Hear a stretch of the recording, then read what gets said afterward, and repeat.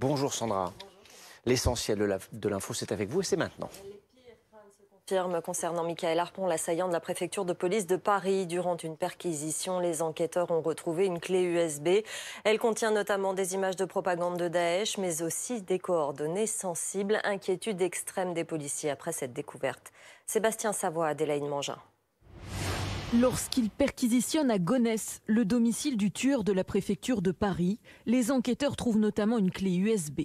Michael Harpon, agent informatique depuis plus de 15 ans au service ultra sensible de la direction du renseignement, y stockait des vidéos de propagande de l'État islamique, des images de décapitation et aussi les coordonnées de plusieurs de ses collègues. On a ouvert la boîte de Pandore, effectivement, via cette clé USB, parce qu'on ne connaît pas du tout la nature des informations susceptibles d'avoir été transmises à l'organisation terroriste. Car dans les rangs des policiers plane toujours le spectre de l'attentat de Magnanville commis en juin 2016 contre un de leurs collègues et son épouse à leur domicile. Le risque encouru, c'est, je dirais, à Magnanville, puissance 1000.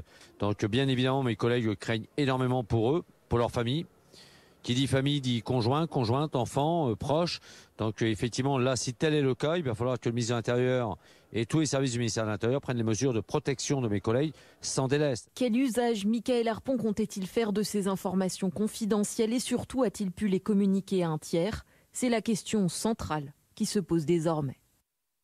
Affaire qui a vite pris une tournure politique. Tout à l'heure, en conférence des présidents, les Républicains vont demander l'ouverture d'une commission parlementaire. En attendant, ce matin, le ministre de l'Intérieur est entendu par la délégation parlementaire au renseignement. Perrine Vasque, vous êtes au Sénat. 4 députés, 4 sénateurs entendent Christophe Castaner à huis clos.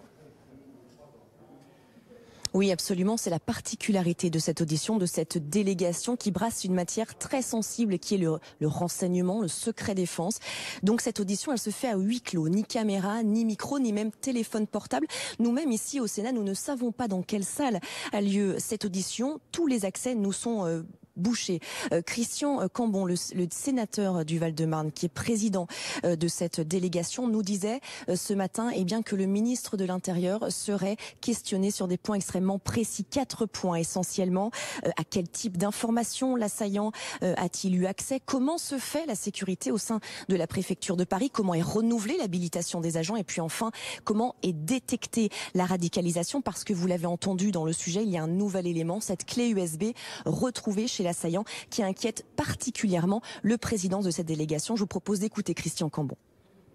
Quelles sont les données auxquelles cet opérateur de maintenance informatique a pu avoir accès et quel usage a-t-il pu en faire? On constate depuis hier soir que sur la clé USB qui a été saisie, des listes de noms de ses collègues avec leurs références et leurs adresses ont été trouvées, ce qui bien évidemment ouvre la voie à beaucoup d'inquiétudes. Et donc nous allons demander au ministre et à ses collaborateurs comment d'abord tout cela a été possible et puis dans quelle direction va-t-on aller pour essayer de sécuriser l'ensemble de ces dispositifs. Vous l'aurez compris, l'aspect politique, les responsabilités politiques, ce sera pour plus tard. Cette audition de cette délégation sera essentiellement sur des questions techniques. La délégation espère, avec cette confidentialité, avoir des réponses du ministre de l'Intérieur, qui est accompagné ce matin par Laurent Nunez, son secrétaire d'État, et par le préfet de Paris. Et puis, vous le savez, tout à l'heure a lieu une cérémonie d'hommage à la préfecture de Paris. Cette audition sera donc relativement courte, à peine 1h30, nous disait-on ici. Cette délégation se renouvellera donc sans doute le droit de réinterroger à nouveau le ministre de l'Intérieur. Perrine Vasque au Sénat avec Médéric Soltani pour BFM TV. 5 jours après le drame, cette cérémonie est effectivement organisée ce matin à la préfecture de police de Paris. C'est là qu'on vous retrouve, Igor Seiri. La Légion d'honneur va être remise à titre posthume aux 4 policiers victimes de l'assaillant.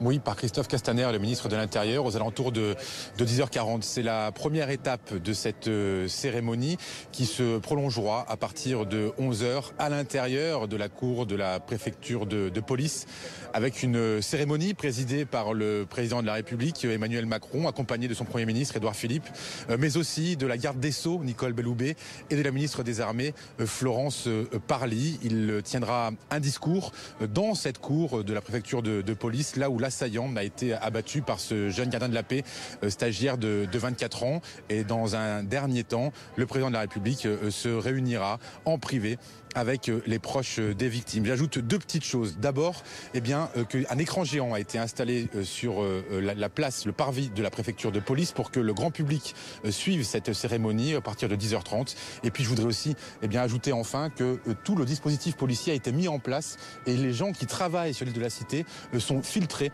à l'entrée de cette préfecture de police pour qu'il n'y ait évidemment aucun incident. Igor Saïri avec Lucas Auverdin. J'ajoute que cette cérémonie est bien sûr à suivre en direct sur BFM TV dans le live. Cet incendie dans une usine à Villeurbanne ce matin, une épaisse fumée noire s'échappe du quartier de Bel Air. 3000 mètres carrés seraient déjà partis en fumée des entrepôts. Principalement, le sinistre s'est déclenché dans une zone d'activité. Une 60aine de pompiers seraient mobilisés. Elisabeth Borne, invitée de Jean-Jacques Bourdin ce matin, a donné des détails sur ce sinistre. Selon les informations que nous a données la préfecture, ça n'est pas un site Seveso, c'est un entrepôt de stockage. Stockage de quoi ? Plutôt de plastique, mais on attend toutes les précisions. En tout cas, ça ne semble pas être un site Seveso et la préfecture est mobilisée sur le sujet.